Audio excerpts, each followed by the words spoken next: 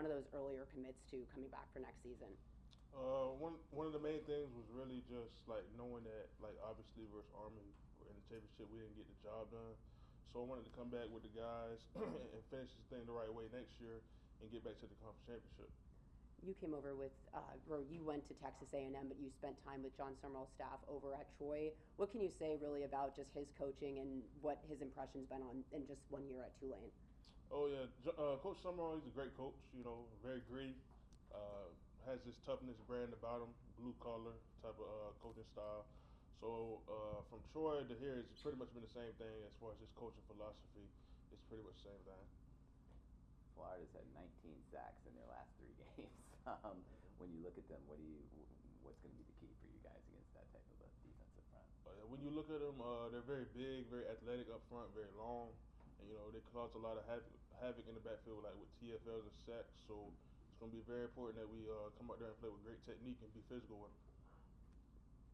And having your entire starting O-line be ready to go in this game, there is going to be a different starting quarterback, but how do you guys kind of approach that challenge of protecting a different guy under center but still having that familiarity along your trenches? I don't think it's going to be much of a difference, honestly. I mean, O-line, you got to block the guy in front of you regardless of who's snapping the ball or who's back there at quarterback, so I don't think it's going to be much of a difference. How much have you seen Ty grow this season, and how excited are you for him to get this opportunity for a first start? I'm really excited for Ty. I respect him a lot. You know, in the role that he's had for us as a team, obviously not being a starter, but now he's going to get his opportunity to go out there and showcase his ability. I'm really excited for him. You mentioned not getting it done in the championship game. How frustrating was that game for you guys? Because they didn't really stop you. It was a lot of miscues, like yeah.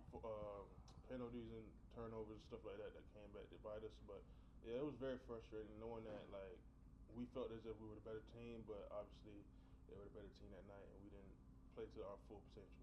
So yeah, it was very frustrating.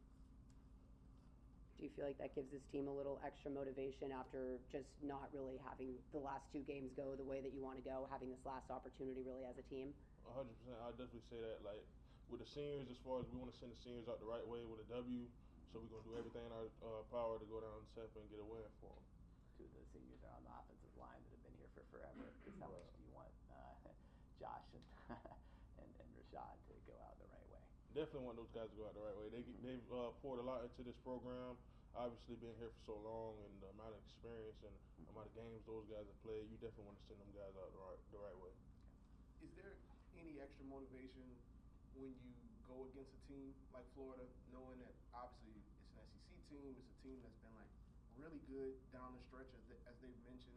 Like, does that add any extra incentive going into the ball game? I wouldn't say it's extra motivation, but it's more so like a challenge. Obviously, you know they got a great group of guys over there at Florida, especially on the D line and stuff like that. So I feel as if it's more of a challenge than a motivation. I mean, you should be motivated to play every game you play. So. Yeah. You and the guy you play alongside, Shadre Hurst, both committed together. What is it about Shadre that makes you want to play with him again? Oh yeah, Shadre, he a dog. He a dog. So playing next to that guy, he made my job a lot easier. You know, very physical. You know, very smart, and that's just a guy that I would like to go to war with again one last time. And what about off the field with Shadre? Off the field, he's a great guy, very chill. You know, and stuff like that. Thank you. Great. Appreciate it. Thank you. Over here, what can you kind of say about just the transition over here and how that's helped, at least for yourself?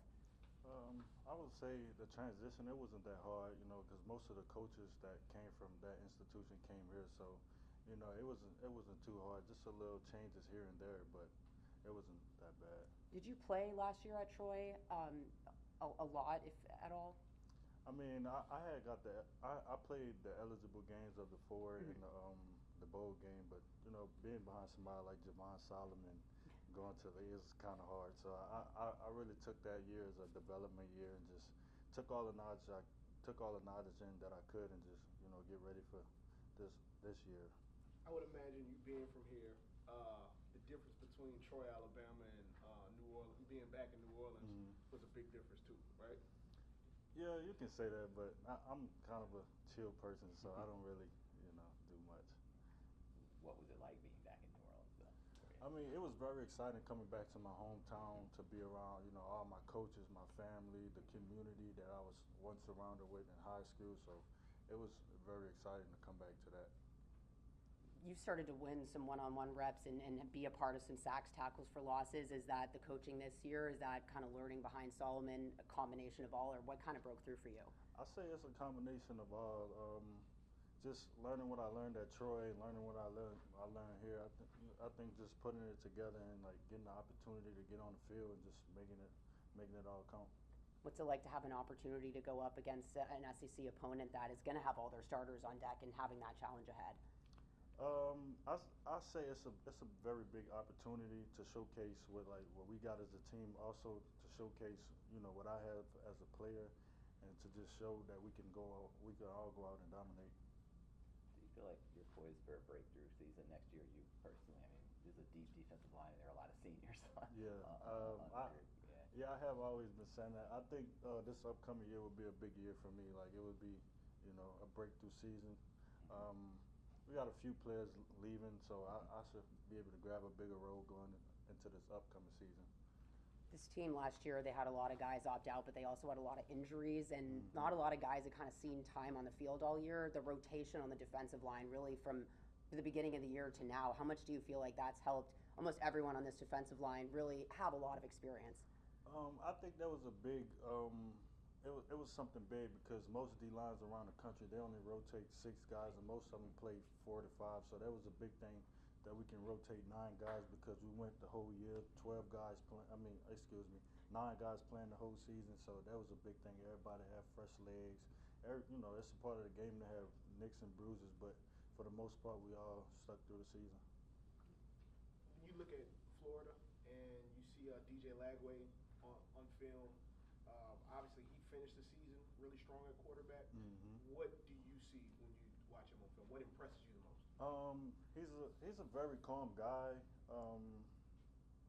Like you say, I respect him, but he's not a world beater. Just keep contain on him. Scheme up the things up front and just try to keep him in the pocket. And did you know, like Montrell played at De La Salle, the running back for Florida? You didn't go against him in high school. No, I didn't. No, sir. When you watch their run game, though, like that's kind of where things start for Florida. Yes, sir. What's the biggest thing that you have to watch for with that? First it start on the line. A lot of their breakthrough plays come from D linemen misfitting gaps. Getting out of gaps. So he's a very patient back. Well coached guy. So he's gonna be patient back there. And if you give him something that he will take it. Cool. Thank you. Appreciate it. Yes, sir.